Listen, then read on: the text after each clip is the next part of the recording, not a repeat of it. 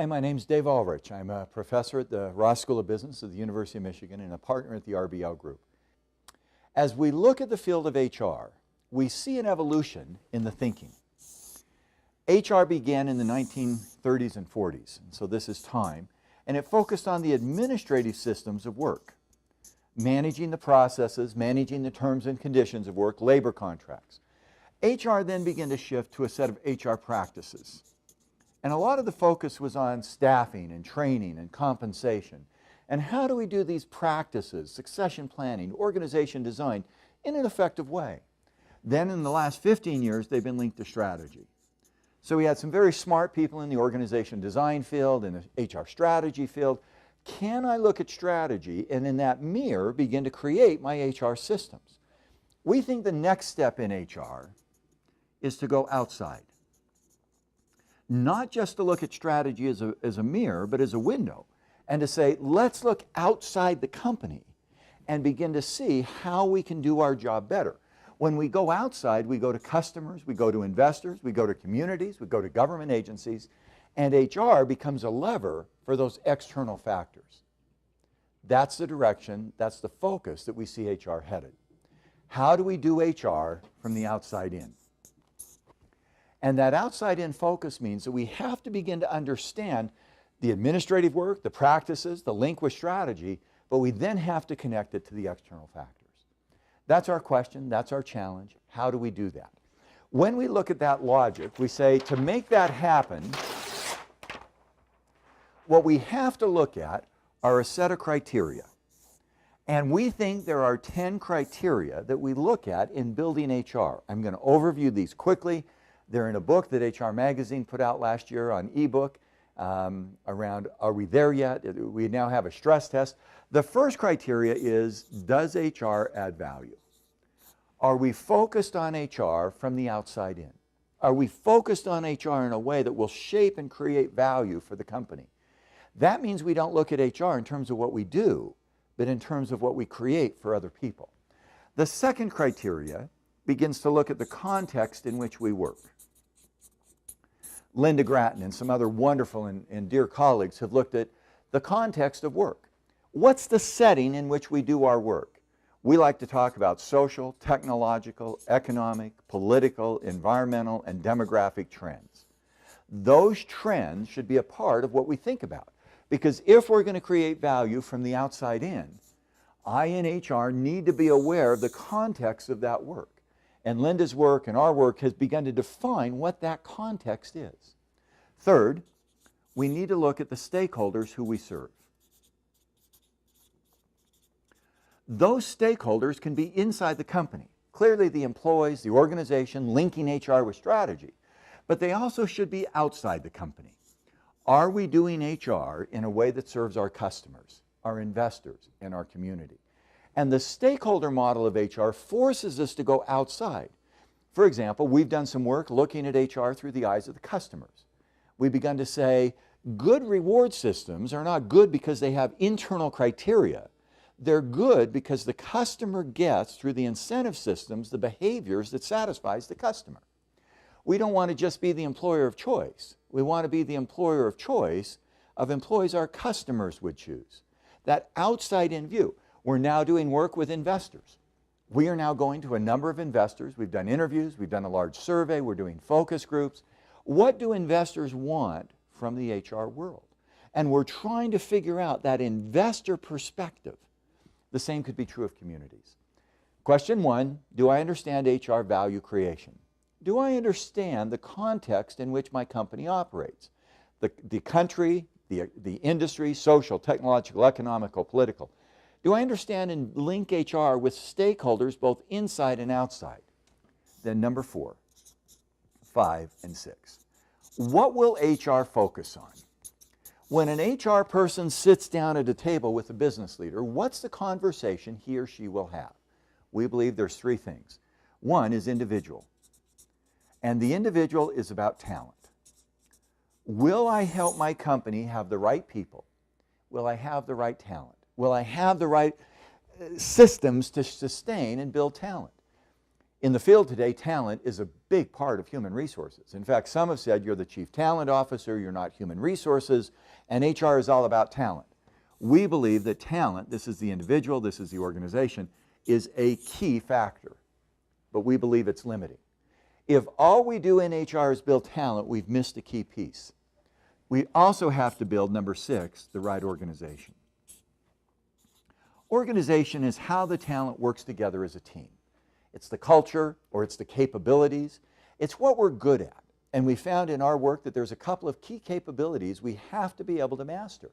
We have to manage innovation, we have to manage service, we have to manage collaboration, we have to manage efficiency, and we can identify what do we need as an organization's identity that allows us to succeed.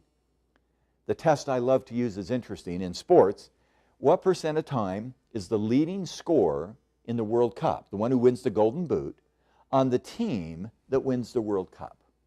What % of time is the best athlete on the team that wins the tournament?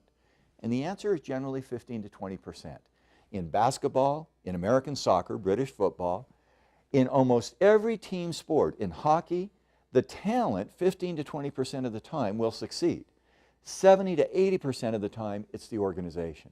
And if I'm in HR sitting in a meeting, I say, do we have the right talent, competence, commitment, contribution, and do we have the right organization? And the integrator is leadership. Do we have the right leadership? By leadership, we mean not just the individual leader, but leadership deep inside the company. We've just had the privilege with HR Magazine of doing another ebook with Norm Smallwood and I, and we've said leadership has a set of dimensions that we can see. One part of leadership is doing the basics well. We call that the leadership code. Here's the basic things every leader's got to do. It's generic. The other part of leadership is what we call the brand. Do we have differentiated leaders? Do the leaders in our company separate themselves from somebody else? And now we're trying to say the next step in leadership is sustainability. Do we actually sustain the change in both individual leader and collective leadership behavior in the company? So let's go back. I'm an HR person. As I look out to the future, what do I need to be aware of? Creating value in the outside, not inside. I've had some people say, boy, that's not new. Well, it is new. We've had HR often focus within the walls. We say, who are the customers of HR? And the answer is often the employees. Part right, part wrong. How do I create that value? I understand the context of business. Where do I focus? Where do I live? I understand and serve the stakeholders for my company, my customers, my investors, my communities, as well as my organization and employees. What do I then focus on? When I'm in HR sitting in a strategy meeting, what do I deliver? What do I contribute to that discussion? We've had a story told, an HR person got invited to strategy. They were all excited. The first strategy meeting was, what do we do to do business in Asia? And he said, wow, that's a business issue. I don't have much to contribute. Second strategy meeting, how do we innovate products faster? Wow, that's a big issue. I don't know what I'm going to say. Third issue, how do we manage our capital costs and our capital structure? Wow, I don't know what to say. Fourth meeting, not invited. In any of those meetings, now there's 3 things we would advocate you say. Do we have the talent? We're going to Asia. What talent issues are required? How are we going to do business in Malaysia, in the Philippines, in Vietnam? What are we going to have to do around talent? Where do we find them? How do we promote them? How do we pay them? What do we do about organization and culture? How do we build the right culture? How do we build the right DNA? What capabilities do we need to do in China? That relationship culture, the ability to collaborate between government and industry. And fifth, the other one, leadership. What do we need to have as leadership? I now can say that's what HR sits and contributes. Now, how do we do that? The final 4 questions. Question 7, do we have the right HR department? What a great question. I struggle today. How do you organize HR? And in the struggles to organize HR, there's 2 choices that come out. Do you centralize or do you decentralize? One option is you centralize HR and you have a single head of HR with functions reporting to that head. Staffing, training, compensation, benefits, OD, org development, reporting to the head of HR. The other is you decentralize and you put an HR department with that structure in every country or in every business unit. We find Or the third option is you do both. You have some kind of shared service organization or matrix where you do a combination. Here's what we have found. The way you organize HR should be linked to the way the business is organized. If your business is centralized, HR should be centralized. If your business is decentralized, HR should be decentralized. If it's a combination, it should be a combination. A lot of people have misallocated that. We have found that about 20% of businesses are centralized. Government agencies, single agencies, small companies, single product businesses, they're centralized. They shouldn't have a complicated HR structure. Other businesses, like Virgin, in India, Tata, in the United States, Berkshire Hathaway, they're pure holding companies. That's probably 10%. But somewhere between 65 and 75% of companies have a shared service or a matrix organization. Those are the companies where the HR department finds multiple roles with a common purpose. You there have a center of expertise with great knowledge, the specialist. You have embedded HR people, the generalist, and you have the administrative support. They work together in an integrated way to deliver value. We organize our HR department. P, we invest in our HR practices. We've identified 4 buckets of HR practices. One is around people, staffing, training, development, career management, moving the flow of people. One is around performance, rewards and compensation. One bucket of practices is communications, and one is around work, which includes facilities, organization design, managing the workflow. Those practices need to be aligned with the outside customer and investor. They need to be integrated with each other, and they need to be innovative. Third tool is the people in HR. Do our HR people have the competencies to do our work? We are now into 6 rounds of studying competencies for HR people. And we know, what does it take to be a good HR professional? And in the last data set, we have a set of data of the skill sets for HR. That will continue to emerge. And finally is analytics. Do we measure our success? Some people put measurement first. I like to put measurement last because it quantifies and informs the decisions we make. That's it. The future of HR has 10 criteria. Ask yourself how well you do them. Number 1, am I focused on creating value more than activity? Do I focus on my receivers? Do I know who they are? Number 2, do I understand the context of my work setting? Do I understand the external social, technical, economic, political criteria? Number 3, am I connected with stakeholders inside the company, the employees and the organization, and outside with customers, investors, and communities? Number 4, do I bring insight and knowledge and action to the talent equation? Can I help my company have great talent? Number 5, can I build great leadership? Can I make sure that our leadership team at the top and throughout the company is superb? Number 6, can I create the right organization? Can I create the right set of capabilities and culture that help us go forward? And finally, number 7, do I build the right HR department? Have we put our HR resources together in a way that delivers value? Number 8, have I aligned, integrated, and innovated my HR practices? Org design, one of the key practices, staffing, training, compensation, have I integrated? Number 9, have I invested in my HR people?